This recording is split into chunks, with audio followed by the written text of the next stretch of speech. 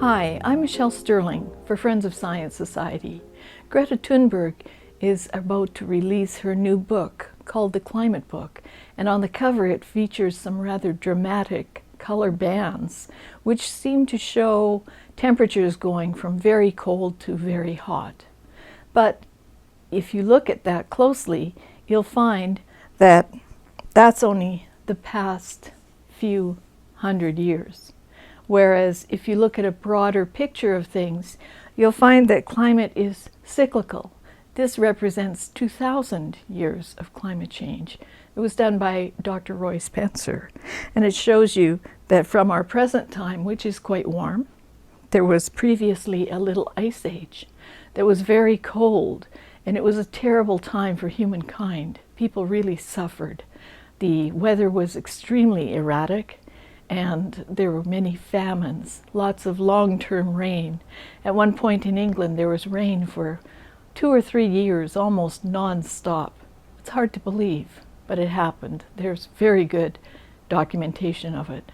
And then before that, there was the medieval warm period. And in that time, people had abundant food. And how do we know that? Because they built those magnificent cathedrals and castles, and you can only do that if your people have enough food to eat.